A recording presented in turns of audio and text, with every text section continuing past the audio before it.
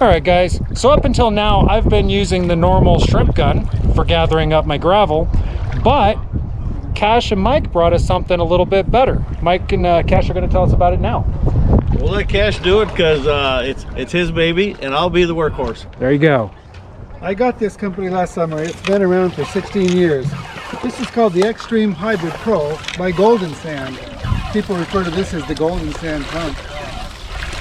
The GoldNSand pump has a one-way valve where the water comes in through this pipe, and then when you push down, the water goes out through the hose. Yeah, I really like that because any material he's getting is going straight up and into the bucket, and it's got that nice hole on the top so that the excess pressure can come out, but all your heavies are kept in place. Now normally I would have to use my gun and try to get it up to my classifier As fast as you can. as fast as I can and maybe get half of the material.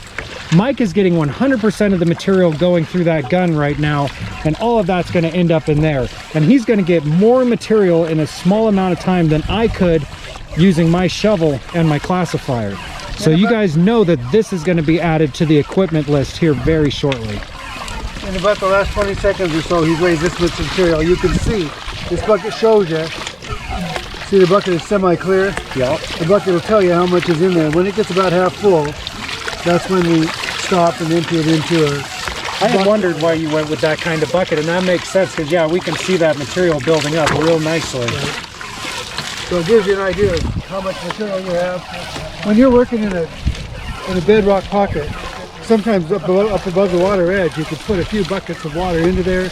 You can set this just above it, and you can clean out that hole and dump the water back into the hole while you clean the hole out. Recirculate it. Yeah, so we were doing that about 2 weeks ago On the Yuba. River in California, and he had pulled all the material out of there, got about a full pan of material out of there with his hands. And probably got 4 or 5 flakes, not tiny specks, but flakes. When we were done with that, we put this in there. We got about 2 cups of material through circulating the water through the hole. And that 2 cups of material had 4 or 5 times the gold, including 2 pickers, one really decent flake and a picker. Very nice. And I'm just going to show what Mike's doing. Mike is just working around along this hard pack. Yep. And he is getting all the loose material. I reached too far, and I pulled. Oh, he pulled it out. So Yeah. this has the leather. So this has leather valves on it, whereas mine has like this silly red one.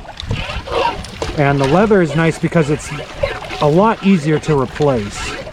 Here's another thing. You guys see these holes right here? If you take this completely underwater, as the back behind this fills up because you're underwater, the water goes in here, up the tube and out the handles, so that stops the back pressure. It's not fighting you, yeah. And there's something else about this pump too, and that is you can literally do this with your little finger. It's just not hard. You see that? Yeah. That's awesome. And I can hear the material getting into the bucket right now. It's got that nice little gravel sound that we tend to get when we're running our dredges. So you can actually run it with your little finger. Now that doesn't mean I switch and run it with my little finger. What it means is, It's easy. if I need a break. It's not going to wear you out in a short amount of time. Nope. Another thing is, you know how when you pull too high, that cap wants to come off? Yep. If you only pull this far, it's a bicep motion. If you pull higher than that, you're doing a shoulder motion, and that's going to wear you out quicker. Yep. And give you a sore back the next day. It's a bicep motion. You can do it sitting on a lawn chair.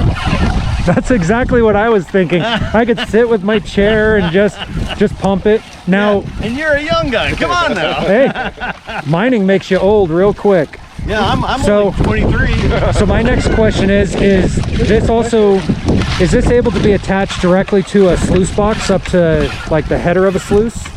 We do have an attachment we call the boomer box. The boomer box? The boomer box. That's awesome. It attaches to a stream sluice. You have to have the stream sluice inflow because this is adding material to the flow. Correct. It's too surging to drive a sluice box by itself. But people can get not only this setup, but they can pick up the boomer box to attach to their sluice as well. We have one out, but we didn't hook it up because we don't have the right sluice set going on in this. No, we are definitely in slow water. The fact that I'm in flip-flops tells you how slow the water is right now. All right, Well, we thanks. didn't take a lot out, but let's take a look. Yeah, let's take a look at what we got in here.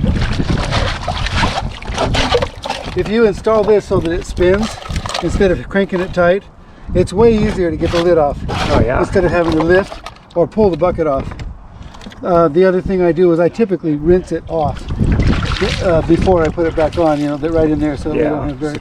All right, so here's the grand reveal on the heavies. And we ran for what, just only a few minutes. That's nice. That's the black sands coming out of there.